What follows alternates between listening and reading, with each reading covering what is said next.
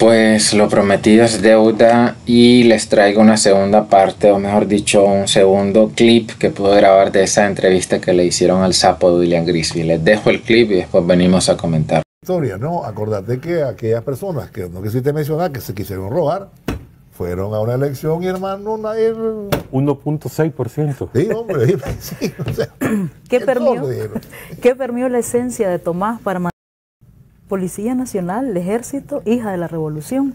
Los efectos que tiene esa entrega de Tomás en aquellos tiempos y en estos nuevos tiempos todavía su legado. Fíjate que yo me acuerdo cuando la fundación de la policía, que aquí era un relajo, ¿te acordás? Bueno, no me vas a decir ahora que estás chavalo, no.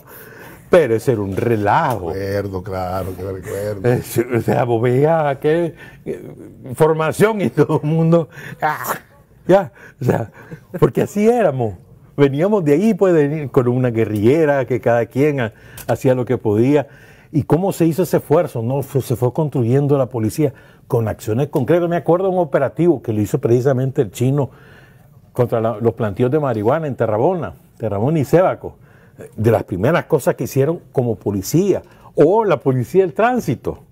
Que yo me acuerdo que hasta se ponían la gente normal y común, no, chaval, quítate, que eso no se hace así, y lo hacían ellos, porque estábamos empezando, o sea, de ahí venimos, o sea, fue una construcción auténtica. ¿Quiénes lo hacían?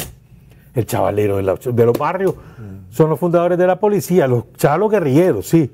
Y aparecían los comandos, y aquí, dale, pues ahí, todo el mundo va a ser policía. Sí, y además todo el mundo ingresaba, ahora me voy a ir a ser policía, pues, y así se empezó, pues.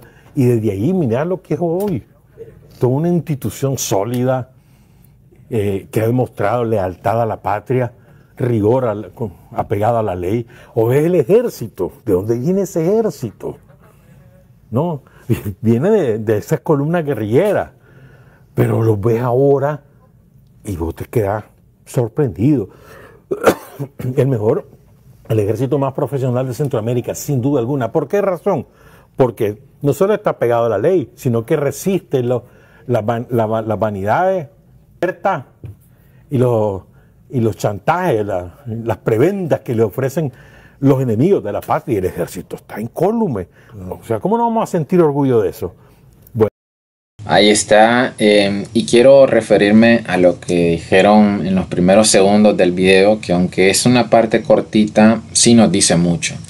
Y es que vean, por más que intenten ocultarlo, muchos dentro de la actual oposición, supuesta oposición, muchos de los que hoy la conforman y más del 60 o 70% son sandinistas, y muchos de ellos son sandinistas disidentes de primera camada, es decir, en los 90.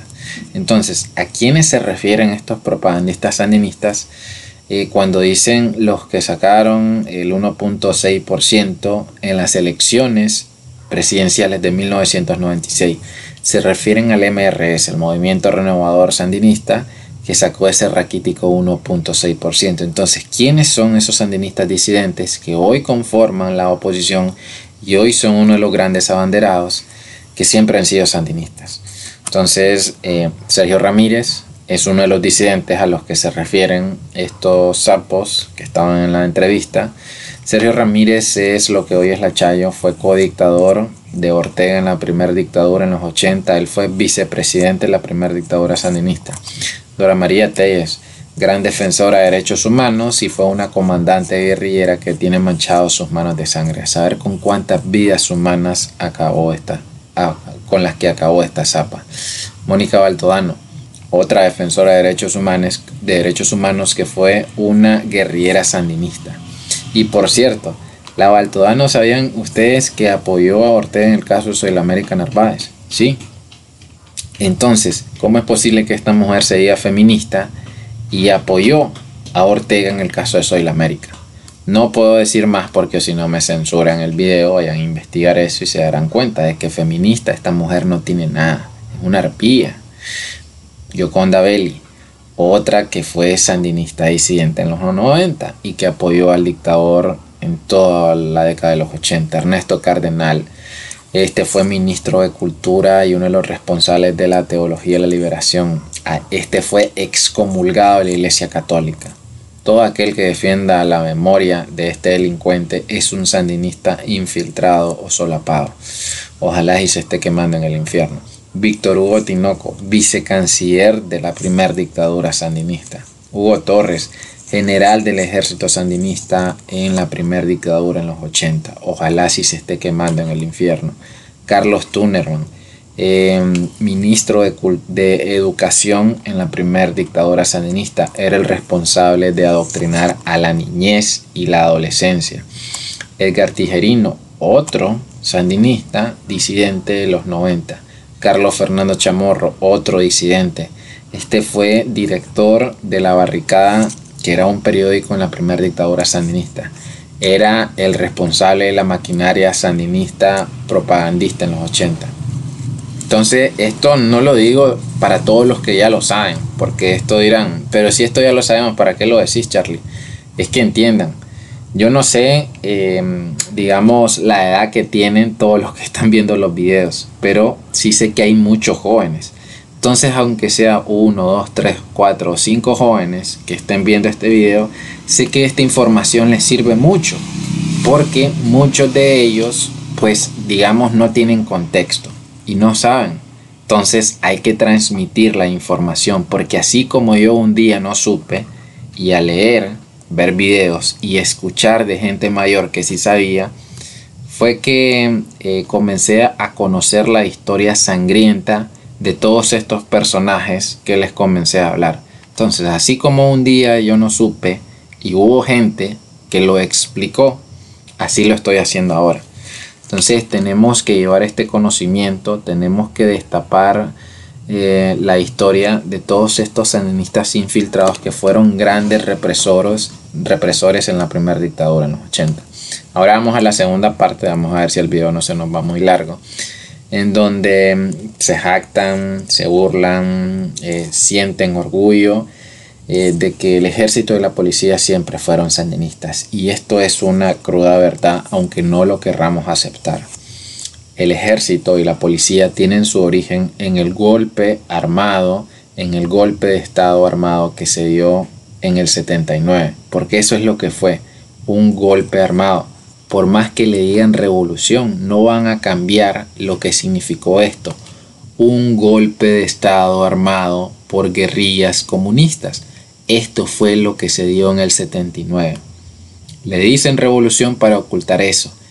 Y 2 y hasta 3 generaciones se tragaron esta historia nefasta de la revolución, esta manipulación impresionante que se dio. Esto ni más ni menos fue un golpe armado que se dio en el 79. Entonces, vean, si el ejército tuvo su origen en este golpe armado y la policía también tuvo su origen en este golpe armado, y no lo digo yo, lo dicen ellos, porque es cierto que los que conformaban la policía eran vagos que anduvieron en las guerrillas y estaban en los barrios. Esa era la policía. La primera policía fue conformada por vagos. Y los que conformaron el ejército fueron guerrilleros. Fueron que andaban en las guerrillas en el 79. Entonces, si estas instituciones tienen su origen sangriento, ¿cómo es posible que en todos los gobiernos a partir del 90, los gobiernos democráticos, se dejaran intactas, se dejaron iguales? Entonces díganme ustedes cómo podíamos conservar nuestra supuesta democracia si las instituciones armadas seguían respondiendo a los intereses del sandinismo. Creo que el mismo 90, desde el mismo momento en que se desarma la contra, estuvimos condenados a volver a vivir otra dictadura. Porque lo único que se interponía entre la democracia y otra dictadura comunista era la contrarrevolución. La verdad me acongoja, me da pesar, me deprime, me da depresión ver como algo tan evidente, como algo que hasta un ciego puede analizar, esta gente que conformó estos gobiernos liberales no se dieron cuenta, y es que tenían que desarticular obligatoriamente tanto el ejército como la policía, y no lo hicieron. Y bueno, muchas gracias, suscríbanse, comparten, hasta la próxima.